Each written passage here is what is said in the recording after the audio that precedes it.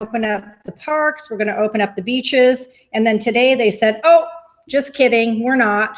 So now we are once again sequestered. We've got our masks on, walking around, kind of like the zombie apocalypse, going, when is this going to end? So we did make it through another week, so that's a very good thing. And with that said, I've got some amazing folks coming on the show today that are going to brighten your day, get you ready for the weekend, if you even know what that is anymore, because for most of us, it's maybe every night's a weekend. It depends on how much wine you've got stored in your wine cabinet there. But today we have an amazing musician who lives right here, born and raised in San Diego, Alex Guillen, and he's an acoustic guitarist. He also is a composer. He also teaches kids, a really amazing talent. So he's going to come on first, and we'll have a little chat and then talk about how he's handling being a musician with no gigs happening. And then one of my dear friends, Todd White, who has really, he's a rock star of the art world. He has taken the art world by storm. He's got an incredible backstory. But one of the things I've followed his career for the last 20 plus years. I've seen him at Art Expo in New York and packed booths, sellout shows, all of those types of things. But what I really, when he really came on the scene was he was the artist for the Emmys. And I believe it was in 2000, I want to say 2006, 2007, somewhere around there. And then from there, the art world just exploded with his work. You just couldn't even get his work. So we're really fortunate to have him on the show. So I'm going to bring Alex on, and then let's listen to some beautiful music here.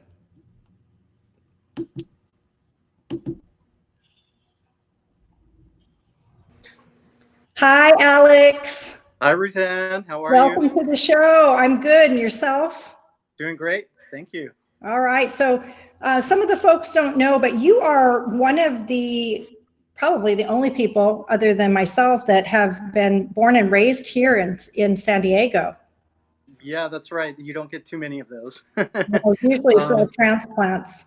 Right. Absolutely. Yeah. Born and raised, grew up in Chula Vista, went to Hilltop High. Spent all my life here pretty much. So you've seen some changes in the city. Yes, a lot of changes. I remember when I was a kid, they used to have a lot of the farmers there on Broadway with the fields, the strawberry fields, the tomato fields. My mom used to take me over there to pick strawberries when I was a kid. So everything's totally changed. I mean, that part is now the old part of Chula Vista, and now the new part is out east, and Right. there's just so much zoning for housing and just new stuff. It's amazing. So how did you get into your love for music? How did that develop? Right. I started fairly young. I was 10 or 11 when my dad used to play and always had a guitar around. So I would pick it up and play a little bit. He'd show me some chords and stuff like that. So I grew up in a household of musician appreciation, and we listened to a lot of records back in the day in the house. Had a lot of parties. We always had the top of the line stereo system with the brand new CD player. Yeah, I always had music in my life at a young age. I think you're too young to remember the cassettes, but oh no, I definitely remember the cassettes. Okay, absolutely. How about 8-track? No, I don't go that far. I think Todd and I probably remember 8-track. We'll have to ask him when we get him on the show here. Well, yeah. And how long have you been playing professional music? Professional music, about 25 years. Okay. So it's been a while. And, I started off just part-time, doing parties and things like that. But I think for the last 15 years or so, I've been full-time. Concentrating on my music and all that.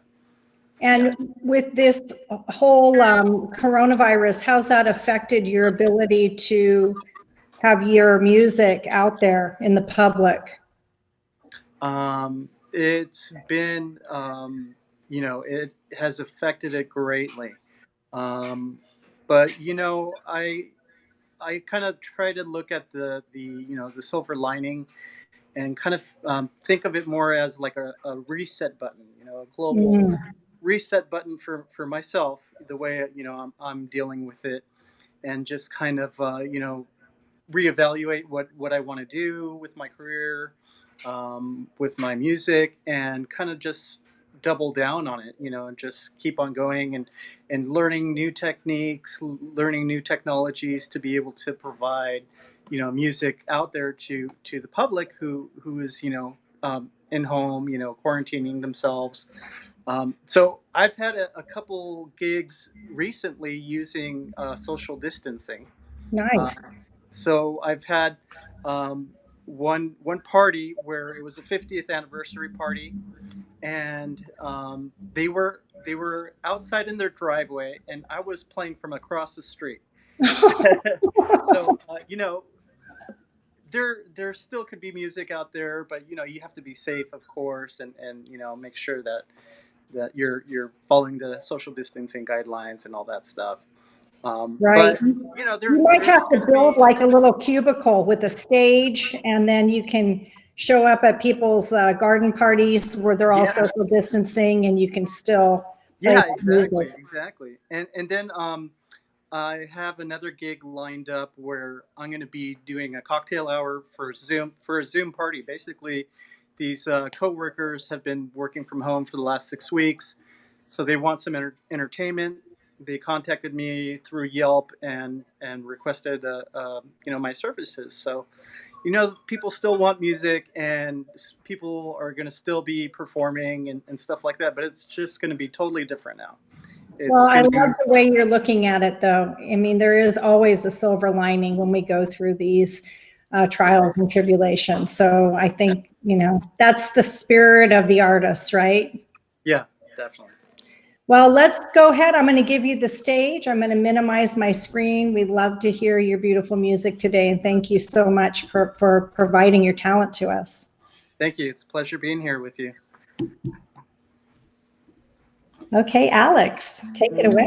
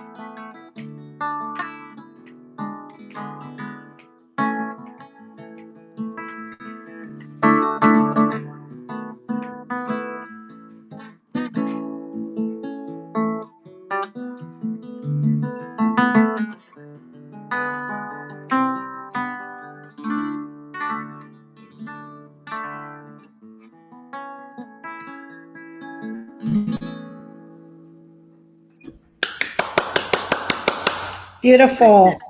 Thank And you so much. that's a great song, and we're waiting for it. I know. We're waiting for the sun. Yeah. And to be able to go back to the beaches, which we were able to for one day. That's right. Yeah. Oh, that's Love funny. it. That's beautiful. And I know you're also engaging in teaching kids. So you had mentioned that we were trying to figure out on how to put the flyer on, but you folks can go to his website if you have children that would like to learn this beautiful art. Absolutely. I teach all ages, all skill levels, but I specialize in beginners, kids, and I've worked with, 5-year-olds all the way up to 80, 85. That's So great.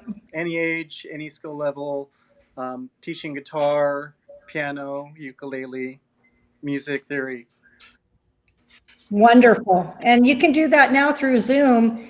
It's probably a little bit more challenging, but I'm sure that, we've got the technology now to make it work.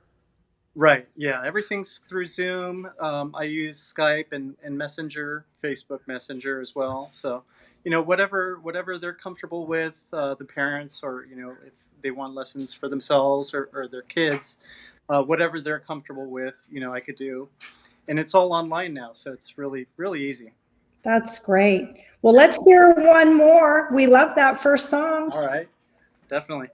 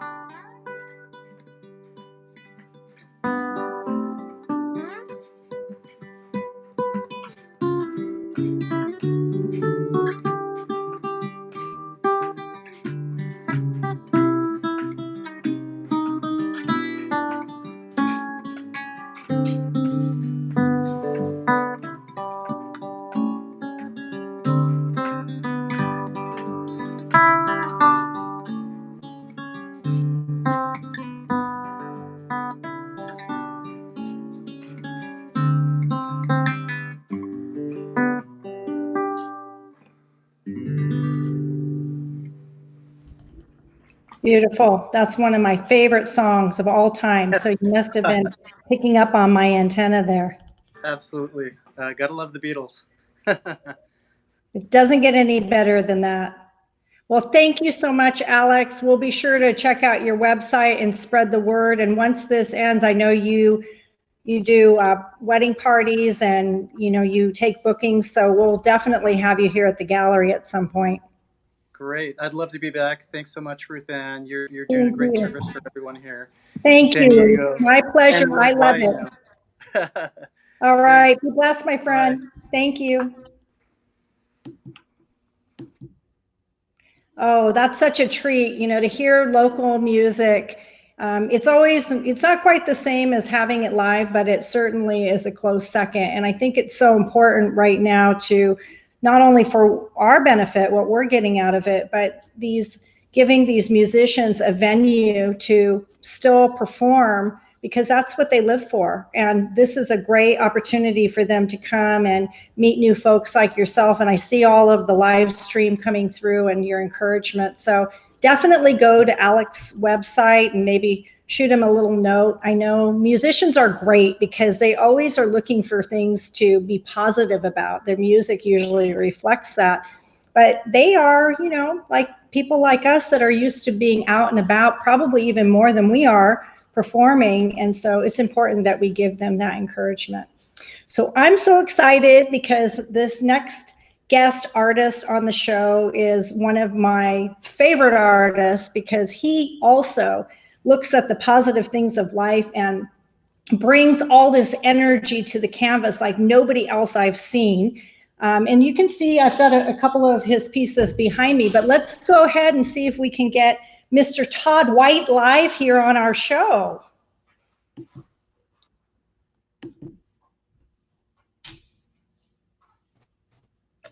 Welcome, Todd. Thank you for having me. Oh, I've been thrilled all week about it.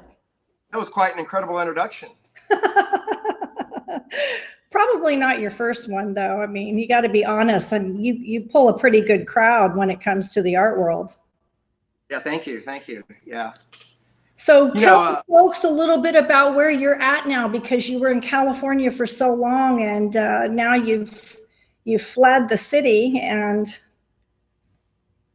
yeah, my wife, actually, Topanga Canyon babe, decided that she's had enough of California. At some point, we started having kids, and I'd lived there almost like 28 years. And she said, you know, we got to get out of this place. It's just going downhill. And so, you know, with the government hitting us with taxes and these fees, and it became overwhelming to try to create a business and run a business and be productive. And it just became a blanket of gloom. So she said, you know, you have a choice, Nevada, Florida, or Texas. And I'm from San Antonio, right. But I grew up there and I didn't want to live in that city. But my brother went to UT. And so I thought, let's try Austin. And I flew out. We both flew out here. We kind of hung out for a weekend, really loved the vibe. And it felt from movies like California in the 70s, you know. But if you live in California, it's terrible. Don't come here. You would hate it. So we've sold houses since we've lived here because we've been moving, and we finally bought the ranch with the 23 acres, and we got there and we're living on it now. But we've been bouncing from house to house. We bought a house to get here, then we rented a house, and then we bought a house, and now we're here. And both people were from California. One was from Silicon Valley, and one was from Berkeley. Okay. And so it's an awesome place unless you live there. Well, it's awesome too because you have 5 children. 5. Oh, wow. You're a brave man there. I'm easy, man. She deals with them. I hide in my studio here and paint. But it's awesome. And it's really great that you've provided your children all of that acreage that they can really be kids and run around and be free and do their thing.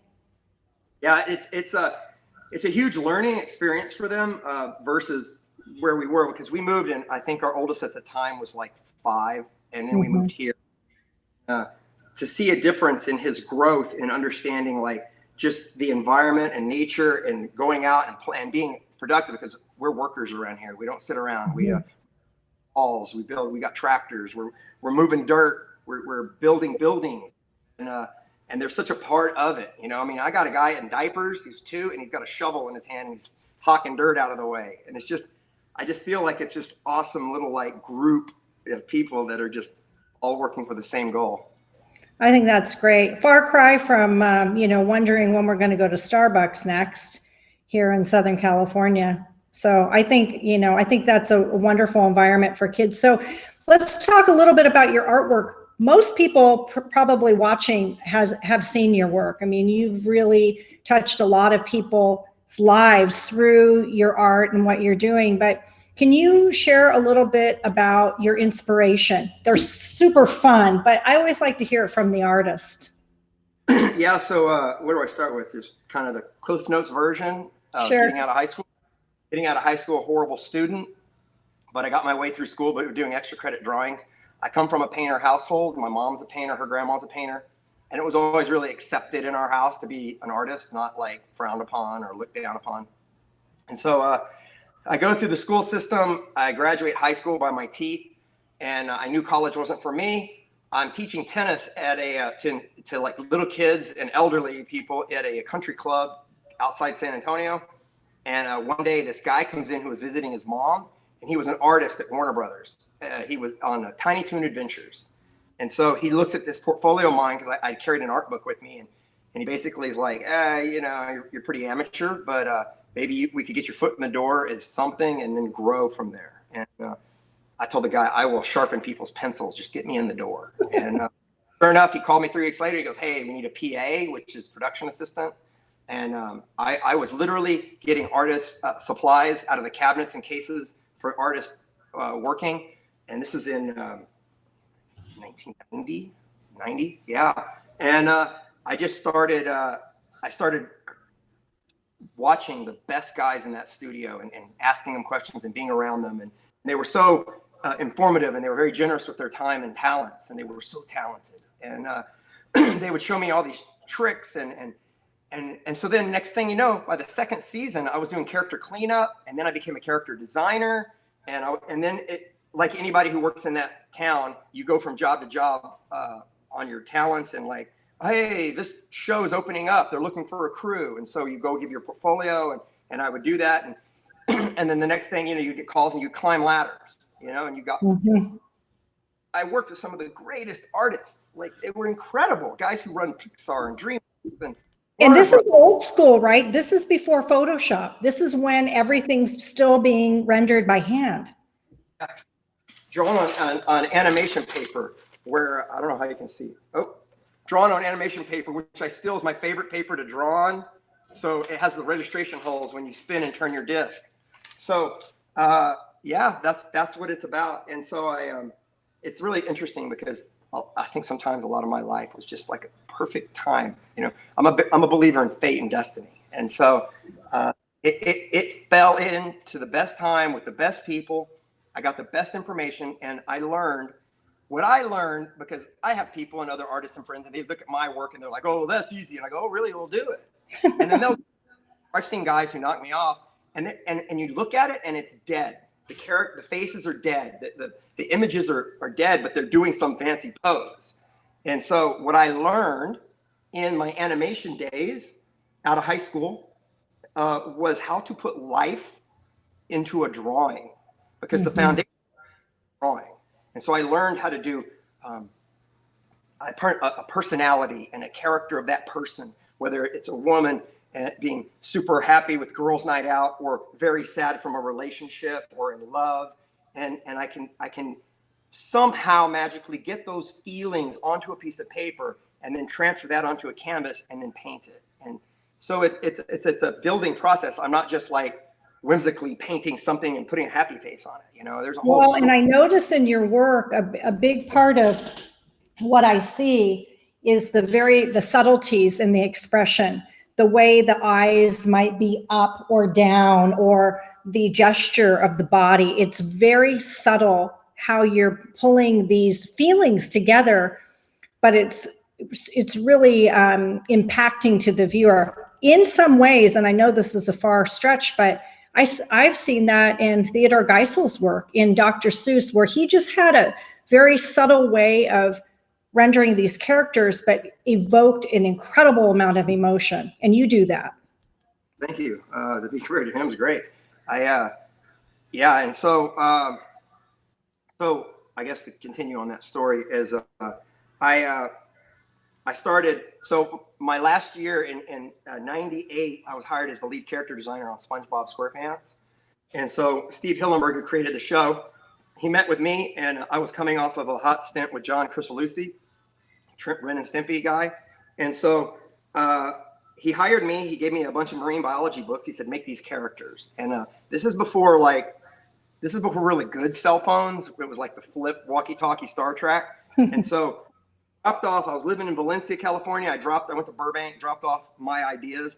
And as I'm driving home, he calls me back and he goes, hey, you're hired. Come back and pick up, some work and stuff. And I got on staff there, and I started working. But while I was working there, I went through a bad relationship and an exit. And so I had this house with all these empty walls. And I said, man, I need to get back into, because I used to paint a lot when I was younger. And so I started buying crude canvases from the local art stores and getting paints and getting back into it. And I would actually walk down to the art department of the painters at Nickelodeon. I'd be like, hey, what are the good oil paints these days? And they'd be like, oh, we'll get this, this, and this. And I started paintings. And at the time, I was obsessed with the Rat Pack, Sinatra, what I still love, and Sammy Davis Jr. and just Dean Martin. And I was always kind of drawing these kind of like cool cat guys and hipster dudes. And one day, a woman named Teal Wang, who was a creative director at Nickelodeon, she came by my house to pick up something. And she saw the paintings I was putting on the walls. And she said, you should do a show at Nickelodeon. And I thought, yeah, I'll do that. I'll put up my art. And so they were little. They were like 11 by 14 standard canvas sizes.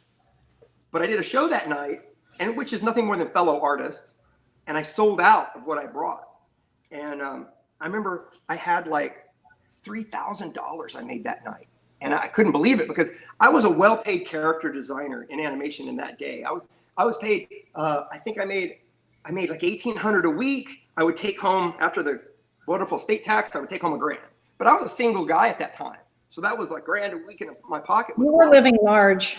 I was happy, you know, and I started doing this, and I have a lot of hustle and a lot of energy. So I said, man, I can do this. So I knew another artist friend of mine who was doing the park shows and the things. And I called him up. I said, hey, how do I get in on this? And he said, oh, just go online and look them up and fill out apps and send it in.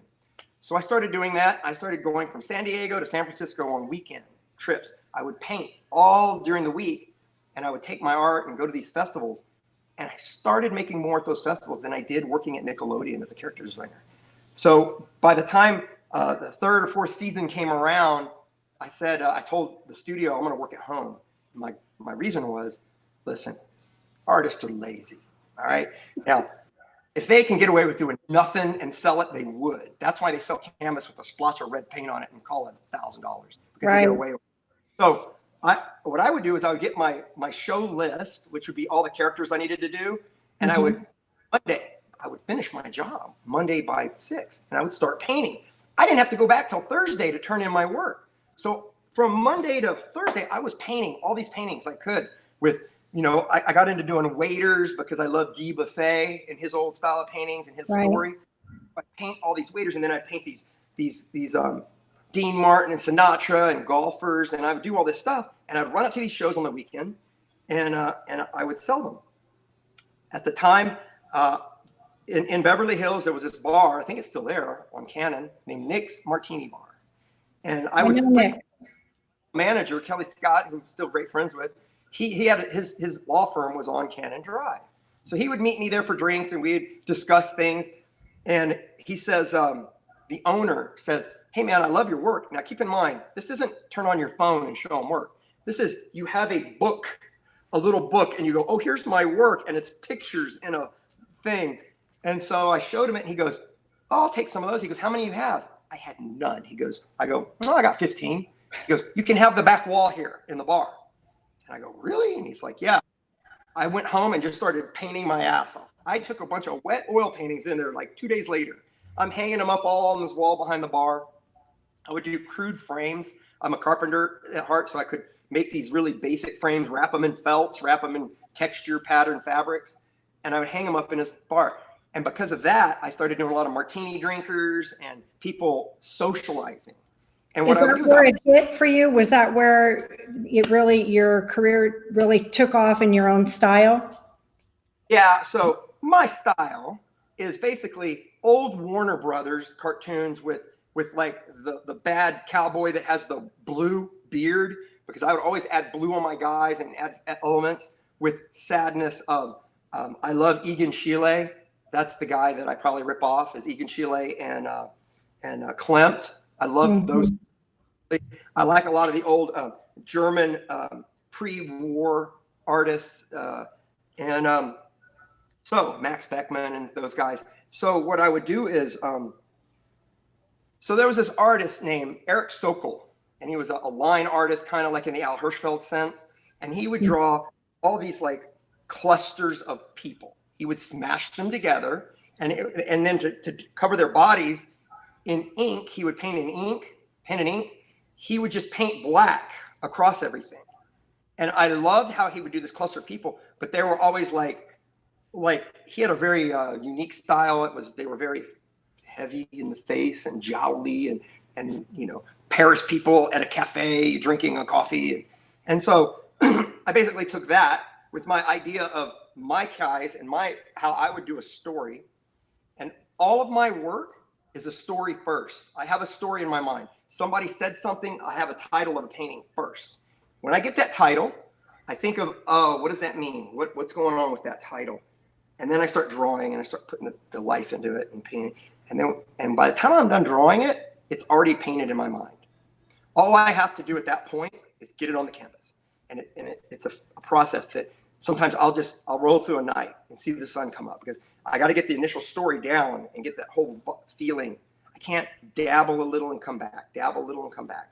I have to hit it hard. Well, you mentioned something, you said you believe in fate, but it sounds to me like fate met some very serious sweat equity, because it's not very many artists would say, oh yeah, I have 15 pieces, and then run home and, work probably all night until you have enough work to bring into this bar. And then, your willingness to just keep getting out there and, being willing to be vulnerable to whether people like your work or not. Yeah. And, I believe no matter what you do, if you put a lot of hard work into it, it will get recognized and it will grow. And so I've never done well sitting on my laurels and just letting things happen. I kind of go and achieve it and try to get to it.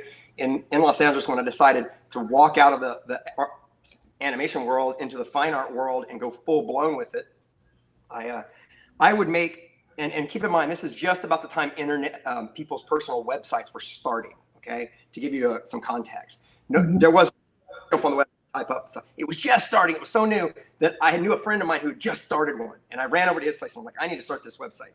And so I would make a buddy of mine in Orange County. He ran they worked at a movie poster company, right? And he told me, he said, when we print these posters, there's always this like 8 inches of scrap that gets shredded and thrown in the trash. He goes, I could print some of your paintings out on them and then give them to you out the back door for $200, and you could take these and just distribute them everywhere. So I started doing that with him. I would go all over Los Angeles. I would spend my nights walking around. Any Porsche window that was open, I would slip it in there and dump it in. I would go into, this is pre 9/11. I would go into LAX. I would go up to the magazine stands, give the dude $20. He'd let me put those cards in every Rob Report magazine. Wow. People would think, that's incredible. You. And then they would call me because I had 2 things: the art on the front, my name and phone number, and photo on the back. And that was it on a website. And so next thing you know, I'm doing these and selling them. I'm getting phone calls from all over the US, all over the world. They're calling me. And then I'm in the park one day walking my dog, and I get a call from, it was the Grammys. You said the Emmys, it was the Grammys. Oh, okay. okay. And it was too. And I get a call from them and they say, hey, is Todd White there? And of course I'm like, yeah, hold on, I'll get him. Yeah. Hey, this is Todd, how are you doing? And he goes, hi, this is so-and-so, president of the Grammy Foundation. I'm like, oh, and it was that silver-haired guy with the beard. I knew who he was. And he's like, hey man, listen, we've seen your work around. I was in some stores and would you be interested in doing some work? And I'm like, yes, I would. And so I did these. It was the easiest job I've ever done. I went home, I did this one drawing of a hand coming out, hand in a Grammy, and all these artists playing down the side trying to get to that Grammy. And I'm like, how about this? And he goes, good, paint it. And then I paint it. He goes, how about that? And he goes, good, we'll take it. I was like, okay, great. And the deal was I kept the original. I got to sell that original. And I got to, they made the posters and brochures and catalogs and tickets for it was all promoted. And it was great. And then after that, it was like a little bit of a domino started. Not much, but I got Coca-Cola called and asked if I'd be interested in doing sketch drawings for their cans. They were doing these artists with limited editions, and I said I would do it if I could put my signature on it. And they said, well, we didn't let Andy Warhol or Basquiat put his signature on the can. This is Coke product. And I said, oh, I understand. I'm not interested. And then they are you sure you understand what we're saying? And I go, who the hell's going to know it was me? Right. Art. That's all I'm doing. You're not letting me put a signature on it. And so my manager at the time flipped out. He's like, you just canceled that? And I said, I'm not doing that. They're just looking for free work. And so they called a week later and they go, okay, you can put your signature on it. And That's great. Sitting around. Anyway, easy to find online. Just Google it. But well, you know, you have made an impact on the art world, and I know it started here in the US and then it has just exploded, and you have such a huge fan base in the UK now. I think there's probably more collectors, even though it's smaller in some way. I mean, I know you have collectors everywhere, but whenever I hear what's going on in the UK when it comes to art, inevitably your name comes up. Awesome.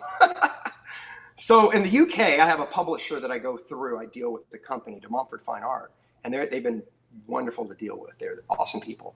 But in the US, I'm self-published. I control everything. Nobody gets a piece of that pie.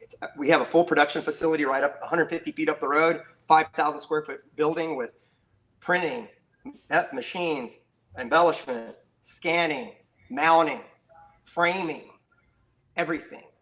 You know, those old line in Rage Against the Machine songs. So you never sleep. I don't sleep very much. You know, I get about like 6 hours a night. That's why I look 100 years old. Well, you're doing something right. So let's see some of your artwork. What are you working on now? So right now, I'm wrapping up a series of commission paintings for people. I just did this little girl last night, or not last night, I'm sorry, last week. And, you know, I'm just kind of painting some fun stuff. The colors are horrible on that. But you know, again, punker girl, punk chick. You know, I'm still with doing my Jaclays, which I've knocked back considerably. All my Jaclay are lower editions. I'm keeping them now under 100, maybe even 50 edition. This one's called the Boa Constrictors. And the idea is they're all wearing these particular boas, but they're going to constrict. They're going to get on you and wrap you up and take you I like that play on words. It's always so fun. Your titles too. Are you the one who comes up with all the titles, because they're brilliant? Yeah, I do get a lot of fans that offer me titles, and most of them are quite horrible. But every once in a while, a gem does pop out, and so I go, "Oh, that's a good one." In fact, I had a client years ago. He said he was buying something from me, and he was putting the last of his cash down, and he says, "Welcome to the poorhouse." He had me dedicate it to that. And I go, when he said that, in my mind, I saw a bunch of people with wine pouring drinks. Welcome to the poorhouse, right? Like, instead of I'm going broke, it's a party. So I did the painting. Like, I went home and drew it out, and then I did this painting, and I sent him Jaclay #1 as a gift. I go, you just gave me this idea. There's my thank you. And it was awesome. And I think that it's like a modern day commentary on adult life. Most of them are very adult themed, but they are pieces that I think these are the things we live for on the weekend. You know, a lot of times you'll have people pouring wine, or they'll be meeting in a bar setting, or gentlemen together and ladies together. I love that emotion that you pull and that celebration of life. It's very celebratory, your work. Yeah, that's the whole point of my work, and I'm glad you mentioned that, because I always forget to say stuff. The whole point of my work, my paintings, what it's about, what Todd White paintings are about, is character and personality. I want you, the collector, to identify with it. I want you to see yourself in it. I want you to go, I know that. That's me, my girls, that's me and the boys in Vegas. I know that night. I know everything they're thinking. I will never do art that'll match your couch or your drapes, okay? There's a lot of art out there that'll match your couch. Mine, I want people to gather around at someone's house and go, look at this. What the hell's going on here? And then the owner of the painting goes, oh, let me tell you a story. And what I really love, and why I have such a great connection with my collectors, I do a painting. I have an idea for that painting, and that painting means something to me. All of them mean something to me, whether it's on a small scale or a monumental scale. It means something. But then I let go of that painting, and it goes out into the world. And when that happens, I have no control of it. I don't control the story anymore. I'm hesitant on telling everybody, hey, this means this. I would rather you see it and it means something to you. It affects you personally. And so it does. And I get the greatest stories that come back to me. And sometimes those stories become paintings in themselves. That wasn't the painting I painted, but you just told me something that created a whole new painting for me. And I keep this cycle of energy going because it's so easy for an artist to get himself into a niche. And that's what he does. The painting I did of, I'm trying not to insult anyone's work. The painting I did, green tree with the yellow leaves and the brown dirt, was a huge seller and my galleries wanted more. So I'm going to do 20 versions of that. Right. That signs your death ticket. Now that is you. That is all you do. You've killed your own creativity. You've stifled yourself. For me, I'll always push the envelope. You've known me really long time, like more than 20 years. More than 20 years. And so you definitely can attest to my art evolution, growing, constantly changing. I mean, I look at some of my early works that were like hits, like Barcode and Girl Party, and I look at those and I'm like, oh my God, I was amateur hour. But yet it had its own personality, its own life, its own thing going on. And now I push myself. And sometimes I fail. I fail it when I try something. I go, oh, that's horrible. And I don't like it. And sometimes I cover it up. And sometimes I throw it out in the world and see what happens because I'm my own worst critic. I almost hate everything I do. But then there's certain things about it that just give a spark, and I love it. And I go, oh. Well, I think it's evolved too because you've become a little bit edgier in some of your themes, and you're pushing the envelope, and I'm sure that was something early on you thought, maybe I don't show that aspect of maybe people's relationships or whatever, but people love that. They love the truth and they love the transparency that you're bringing into these stories about, real life. Yeah, thank you. I agree with it. I would say, good job. Hey, I feel like we're rushed. I want to just say a few things that, artists constantly have to, artists should never rely on the gallery, such as you and your gallery chain. You do your work and your job, but or an artist can help that gallery instead of go, what have you done for me lately? It increases everyone. All the high tides raise all ships. And so what me and my wife always do and come up with are little things to throw out and thank you things. And the last thing we did, we took it on tour, and I've had these little pamphlets. Oh, the sun is killing me. The pamphlets made up, and I just call them little white bullets. And this was number 1. And all it is that year of sketches that the sun, the glare, it's horrible. I don't know if you can see. But you got your cameraman there? It's the rough, crude drawings of what the idea was, and then what it became, and then for the, some were Jaclay, some were prints. But what I do is I let you into the raw thinking. There's my Flying Over the Poppies, because the 70th anniversary of Wizard of Oz asked me to do the painting for them. Anyway, so, and I give them out at shows. I sign them and dedicate them because collectors and fans are the ones who make it, We're 4 days of Peggy Guggenheim. The gallery make you too much social media, too much active out there. The wheels are off, and we're all in the Wild West now. So you've got to really do everything to push you, and then hope you get a good, responsible, respectable gallery behind you, and they push you too. And together we push these boulders up hills and make pyramids. And you have to keep going that route. I hear too many woe is me stories or artists who are like, I deserve this, you don't deserve shit. You deserve what you painted and what someone paid for it, and that's what you're worth.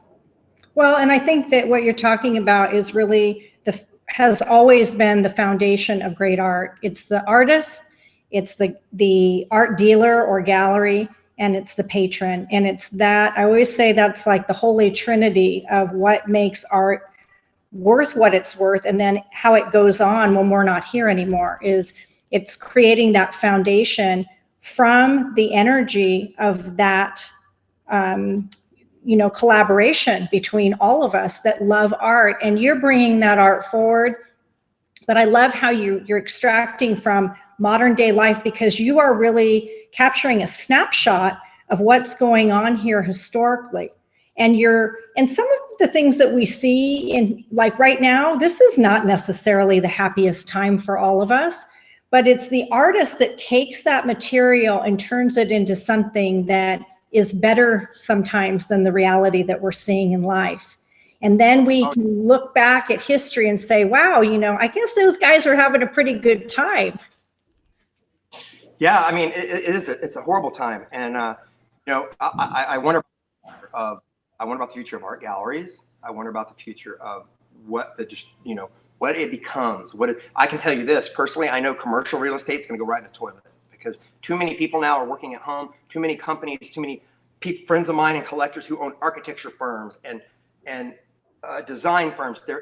Now everyone's working at home. They work off their computers. They work off Zoom. They work off all these sites, and they meet and they have these meetings. And they're calling me up, and when I'm talking to them, they go, "Why do I need to pay $20,000 a month in my rent up here in this big building when this is working great?" And it's a scary thing because you're gonna watch whatever you're paying now. Call them up and say, "I'm paying half that." Because exactly. I'm gonna have you call my landlord where we have our frame shop and printing shop.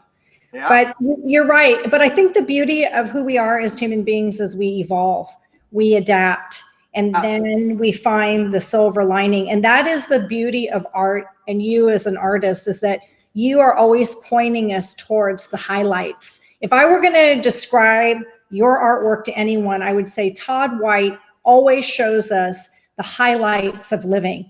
Those things that we can reflect back, you know, having fun, just having a good time, letting loose a little bit and not taking things so seriously. I love it. Thank you. That's great. I feel you. You know, in that vein and growing the art and where we're going, we started the Todd White Art Project, and it was because my mom is an art teacher. And one day she was at my studio and I was drawing and I sold something. She said, you know, it was a drawing, a sketch. And she's like, "Did you just sell that for X?" And I said, "Yeah." She goes, "That's 3 times my budget for the school year of art supplies." And, wow. And I was like, she goes, "I get $200 a year for 30 kids a class, 6 classes a day. $200 in art supply."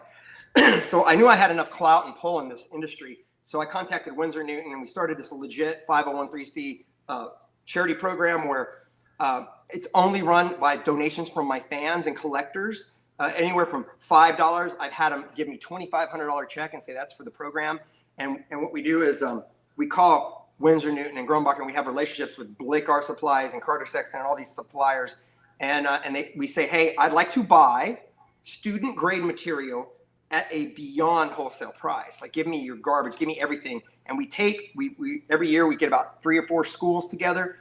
They're public schools that have horrible art budgets, and we take all the supplies in according to the grade levels. If it's the elementary schools, we stick with crayons and tablets and watercolors in the trays. And then when you get into junior high, you get a little more advanced and you get into the pastels and the oil. In high schools, just oil paintings and such. And we give them these supplies that should easily last them a good 3 or 4 years. I mean, crates and boxes of paints and brushes, and it's just awesome to give. And I mean, that is awesome and so needed because especially, you know, in the last, I'd say 10 years, the funding for art has just gone out the window. And kids, you know, fortunately, like you, I grew up in an art household. So my daughter is an artist because my mom's an artist. But beyond that, it's limited. And so I'm so glad you're doing something like that. Oh, thank you. Yeah, that's good. Good. Well, we've been thrilled to have you on the show. I really would love to. I know you're super busy and your dance card has been, I know you're going to, once this opens up, everybody's going to want you to come to do a show, me included. So hopefully you give us a little window there and we can schedule something to have you come to San Diego and do a show here in my gallery. It'd be great. Thank you, Ruth. Thank you. Thanks for doing this for all the artists out there. On behalf of all the artists, thank you so much. Appreciate you giving us these little platforms to talk. Well, you're the best. I appreciate it, Todd. Blessings to you and your family. And I'm sure we'll be, hopefully we'll be through this soon and then we can schedule a show. If not, we're going to keep doing this. So we'll have you back on. You got my number. Okay. Good to see you, my friend. I'll talk to you again soon. Blessings.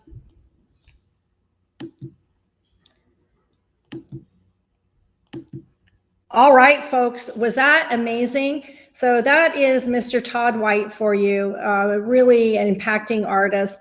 Lots of fun. Every time I see his work, I just feel like, I don't know, I feel like I'm virtually going to Vegas for a girls' weekend or something. But he just has this energy, the celebration of life, really great. And you can see that he's worked very hard to get where he is. And so he's one of those artists I really appreciate because he has kind of a balance between being an artist and being a business person, and he really understands how hard it is in this industry and has been very supportive of galleries and of the arts in general. So you can see he's got this great foundation for kids too, so that's wonderful. So next week, we're going to have a whole bunch of new artists coming on. We've got a couple of, we have a metal sculptor, a wood carver, and then we have a very fun artist that a lot of you probably already know.